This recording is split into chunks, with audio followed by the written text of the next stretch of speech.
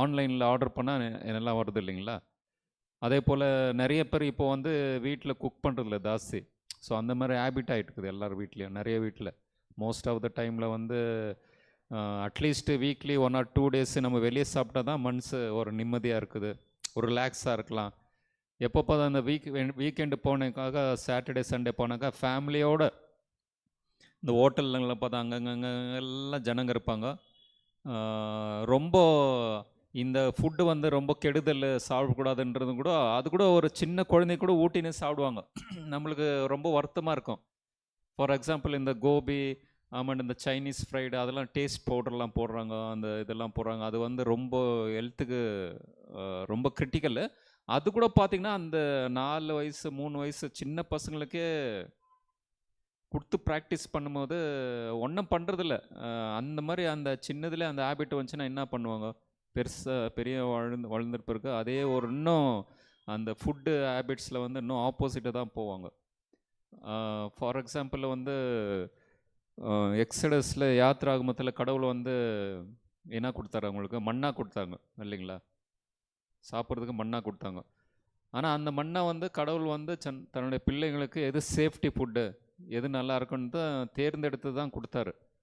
ஆனால் அந்த food like பண்ணாங்களா? ஃபுட்டு லைக் பண்ணல. எங்களுக்கு வேறு ஃபுட்டு வேணும்னாங்க. எது? Gobi, Chinese noodle, kebab, fry items, இது எல்லாம் எங்கேருந்து? ஈஜிப்ட்லேருந்து வந்துருந்து. அதுதான் டேஸ்டியாக இருக்குது, அது கொடுங்கன்னாங்க. இப்போ கூட அவ்வளோதான். இப்போ நம்மளுக்கு கூட கடவுள் வந்து இந்த செவன்த் அட்வென்டிஸ் மூலிமா நல்ல ஒரு ஆலோசனை கொடுத்துக்கிறாரு சாப்பிட்றதுல. ஆனால் இது விட்டு நம்ம மண்ணா, இதுதான் மண்ணா நம்மளுக்கு, இது விட்டு நம்ம எது கேட்குறோம்?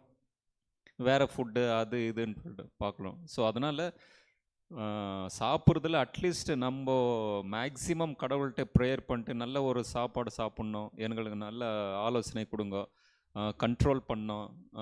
நிறைய பேர் பார்த்திங்கனாக்கா இந்த ஹோட்டல்லாம் பார்த்திங்கனாக்கா இந்த ப்ரிப்ரேஷன் ரூம்லாம் பார்த்திங்கனாக்கா அந்த ஹைஜீனிக்கே இருக்காது, க்ளீன்னஸ்ஸே இருக்காது. அங்கங்கங்கங்கே அது இதுன்னு வச்சுட்டுப்பாங்க. சும்மா அங்கே வந்து ஒரு ஷோ கேஸ் போட்டு அங்கே வந்து சப்ளை பண்ணுங்க. ஆனால் அந்த உள்ளே போனீங்கன்னாக்கா அப்போ தான் உங்களுக்கு அந்த அது ஒரு நிலைமை தரும். ஹைஜீனிக் இருக்காது, க்ளீன்னஸ் இருக்காது, அவங்க பண்ணுறவங்க க்ளீனாக இருக்க மாட்டாங்க. ஸோ எல்லாமே அது இதுன்னு சொல்லிட்டு சும்மா அது எல்லாமே ஃப்ரை பண்ணி கரெக்டாக ஃப்ரெஷ்ஷாக கொடுப்பாங்க. நம்ம சூடாக சாப்பிட்றதுனால அந்த எஃபெக்ட் நம்மளுக்கு தெரியறதில்ல. ஸோ அதனால் ரொம்ப வந்து என்ன பண்ணால் டெம்ப் பண்ணுறாங்க. எடுத்தோன்னே சாப்பிடும் போது டேஸ்ட்டாக இருக்கணும், அதுதான் சிம்பிள். மட்டும் டைம் கன்சியூம். வீட்டில் வந்து டைம் ஸ்பெண்ட் பண்ணி வீட்டில் இருக்கிறவங்களுக்கு அட்லீஸ்ட்டு நல்லா சமைச்சு போடணும். ஸோ அந்த ஒரு எஃபர்ட் வந்து எல்லோரும் ஃபேமிலிலாம் கம்மியாக இருக்குது. நான் எல்லாருமே விசிட் பண்ணுறேன் இல்லையா, எல்லாம் பார்த்துன்னு தான் இருக்கிறேன். ஏன்னா நம்ம இப்போ இதில் இருக்கிறவங்க வந்து எப்படி கண்ட்ரி லிவிங் போயிட்டு நிலத்தை தோண்டி எல்லாத்தையும் பண்ணி சாப்பிட முடியும்? சும்மா இதெல்லாம் அவ்வளோ ஈஸி இல்லை. நானே வந்து நான் இந்த ஹார்டிகல்ச்சர், இந்த ரிசர்ச், பயோடெக்னாலஜி இருக்கிறோம் இல்லைங்களா, அங்கே அந்த க்ரீன் ஹவுஸ்லாம் இருக்கும் பார்த்தீங்கன்னா, அங்கெல்லாம் அந்த கிளைமேட் கண்ட்ரோல் இந்த செடிங்களாம் வளர்ப்பாங்க. அது எவ்வளோ ஹார்ட் ஒர்க் தெரியுமா? ஆக்சுவலாக வந்து நான் லேப் உள்ளே இருந்துவேன். ஒரு 6 மாதம் இதில் போட்டாங்க. அந்த வெயில் ஹியூமிடிட்டி இருக்கும், க்ரீன் ஹவுஸ் தான் உள்ளே வந்து அந்த என்னது தமிழில் என்ன சொல்கிறேன், ஹியூமிடிட்டி இருக்கும். அப்படியே அந்த வேர்வை அப்படியே அப்படியே உள்ளே ஊற்றும், அதை தண்ணி ஸ்ப்ரே பண்ணோம். எவ்வளோ ஒரு 200-300 மீட்டர்ஸ் வரைக்கும் அந்த செடிங்களாம் இருக்கும். ஆளுங்களை வச்சு எடுக்கணும்.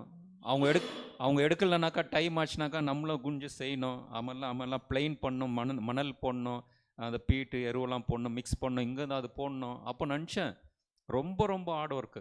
ஸோ இதெல்லாம் ஹார்ட் ஒர்க் பண்ணிவிட்டு கண்ட்ரி லிவிங் போயிட்டு நான் நிலத்தை எடுத்து நீயே இது பண்ணிவிட்டு விதை போட்டு செடி போட்டு அதுவும் 4 மணிக்கெலாம் ஏஞ்சிக்கணும்.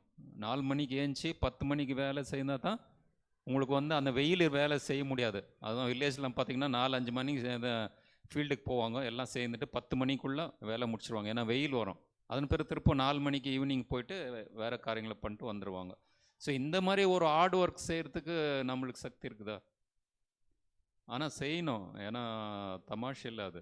ஸோ கடவுள் அந்த ஆவிக்குரிய விஷயத்தை நம்மளை எஸ்பெஷலி நம்ம 7ஆம் அட்வென்ட் சபைக்கு இந்த கொடுக்கும்போது இந்த ஒரு சாப்பிட்ற பொருளை வந்து நம்ம அட்லீஸ்ட்டு நம்ம கண்ட்ரி லிவிங் ஏதோ போகிறோமோ இல்லையோ, வேறு தூரத்தில் போய் ஒரு நிலத்தை எடுத்து வாங்கி தனியாக இருக்கணும், ஆவிக்குரிய விஷயத்தில் பாடி நல்லா வச்சுக்கணும், மைண்ட் ஃப்ரெஷ்ஷாக இருக்கணும், கடவுளுக்காக ஊழியம் செய்யணுன்ட்டு எல்லாம் ஓகே. இந்த மாதிரி ஒரு விஷயத்தில் வந்து இப்போ இருக்கிற நிலமையில இந்த ஒரு பேசிக்கில் வந்து நம்ம ஃபாலோ பண்ணுறோமா? இருக்கிற ஒரு சூழ்நிலையில் நல்ல சாப்பாடு வீட்டிலேயே சமைச்சு சாப்பிட்லாம்.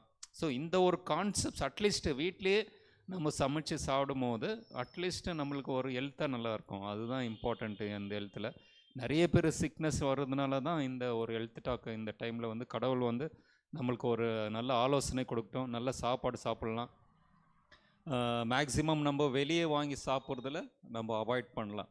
ஸோ அதுதான் இந்த கடவுள் வந்து இந்த இதில் கொடுத்துக்கிறாரு. ஸோ இந்த கடவுள் கொடுத்த இந்த ஆவிக்குரிய விஷயத்தில் சாப்பிட்றதுல ஃபுட் டெம்பரன்ஸு, டயட்டு, இந்த ஒரு ஆலோசனை வந்து எல்என்ஜி ஒயிட் மூலிமா கொடுத்துக்கிறாங்க. ப்ளஸ் பவுலும் நிறைய ஆலோசனைகளை சொல்லியிருக்கிறார்.